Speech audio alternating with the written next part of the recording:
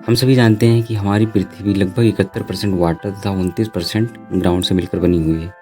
पृथ्वी पर उपस्थित जो पानी है उसका लगभग 96.5% भाग समुद्रों तथा महासागरों में पाया जाता है, जो हमारे पीने लायक नहीं होता है क्योंकि इसमें साल्ट की मात्रा बहुत ही ज़्यादा होती है, तथा जो बचा हुआ यानी 3.5% भाग होता है वो फ्रेश वाटर होता है।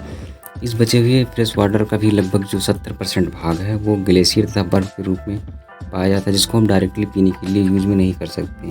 और 0.2% भाग पृथ्वी पर पाई जाने वाली झीलों तथा नदियों में मिलता है।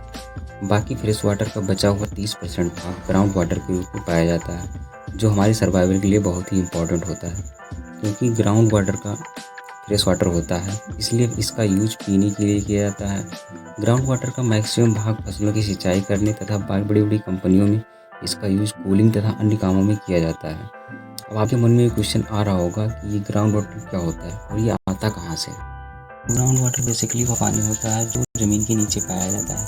और अगर आपने मिट्टी को ध्यान से देखा होगा तो उसमें छोटे छोटे होल्स दिखाई देते होंगे, और मिट्टी की संरचना भी इसी तरीके से बनी होती है कि उसके कणों के बीच में कुछ जगह खाली रह जाती है।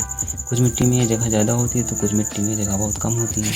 जिस मिट्टी में कणों के बीच जो जगह ज़्यादा होती है उस मिट्टी में पानी को एब्जॉर्ब करने की जो क्षमता होती है वो ज़्यादा होती है। जैसे बलुई मिट्टी होती है उसमें पानी को एब्जॉर्ब करने की क्षमता ज़्यादा होती है क्योंकि उसके जो कण होते हैं वो दूर दूर होते हैं, तथा कुछ मिट्टी ऐसी होती है जिनमें पानी को एब्जॉर्ब करने की क्षमता बहुत कम होती है। इसमें जो मिट्टी के कण होते हैं एक दूसरे के बहुत पास होते हैं और इनमें एब्जॉर्ब करने की क्षमता कम होती है क्योंकि इसके कण बहुत ही पास होते हैं। जब सतह पर बारिश होती है तो बारिश का पानी कहीं ना कहीं इकट्ठा हो जाता है, तो इसका जो कुछ भाग होता है वो पेड़ पौधे की जड़ों द्वारा सोख लिया जाता है, तथा कुछ भाग वाष्पीकरण की क्रिया द्वारा वायुमंडल में चला जाता है, तथा बचा हुआ जो पानी होता है वो इन्हीं मिट्टी के छोटे छोटे होल्स के द्वारा जमीन के नीचे जाने लगता है। मिट्टी की ऊपरी सतह जिसे अनसैचुरेटेड जोन कहते हैं, इसमें ग्राउंड वाटर की मात्रा नहीं पाई जाती है, तथा इसके नीचे होता है सैचुरेटेड जोन जिसमें ग्राउंड वाटर की अधिकतम मात्रा पाई जाती है। अनसैचुरेटेड जोन तथा सैचुरेटेड जोन को अलग करने वाली पतली लाइन को वाटर टेबल कहा जाता है। वाटर टेबल ये डिसाइड करता है कि ग्राउंड के नीचे किस लेवल से ग्राउंड वाटर मिलना शुरू हो जाता है। ये ग्राउंड वाटर ग्रेविटी के कारण एक स्थान से दूसरे स्थान तक ज़मीन के नीचे ही मूव करता रहता है। अब क्योंकि पृथ्वी की जो सतह है वो हर जगह समान नहीं होती, कहीं पर ऊंच तो कहीं पर नीच होती है, इसलिए ग्राउंड वाटर का जो लेवल होता है कहीं पर ऊपर होता है तो कहीं पर नीचे होता है। ग्राउंड वाटर का यूज करने के लिए ज़मीन के अंदर एक पाइप ड्रिल करके ग्राउंड वाटर के लेवल पर फिट कर दिया जाता है, जिसे हैंडपम्प या अन्य मशीनों द्वारा बाहर निकालकर पीने के लिए प्रयोग किया जाता है।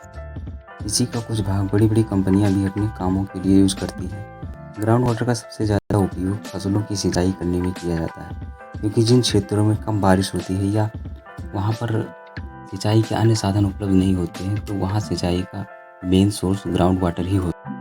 एक रिपोर्ट के अनुसार इंडिया में सिंचाई के लिए 60% ग्राउंड वाटर का यूज किया जाता है। पीने के लिए 85% ग्राउंड वाटर का यूज किया जाता है।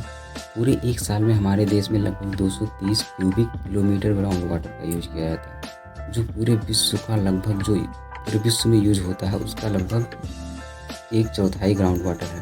अगर इसी तरह हम ग्राउंड वाटर का यूज करते रहे तो आने वाले समय में पीने के पानी की बहुत बड़ी प्रॉब्लम क्योंकि ग्राउंड वाटर के रिचार्ज यानी दोबारा से भरने का प्रोसेस बहुत ही स्लो होता है।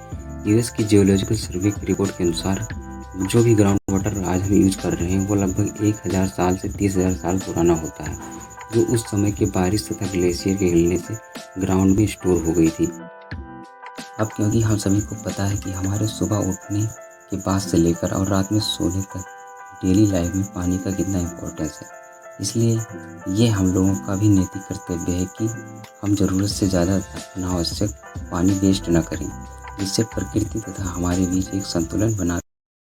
अगर वीडियो इन्फॉर्मेटिव और यूजफुल लगी हो तो प्लीज़ वीडियो को लाइक कीजिए और ऐसे ही नॉलेजेबल वीडियो देखने के लिए चैनल को सब्सक्राइब कीजिए।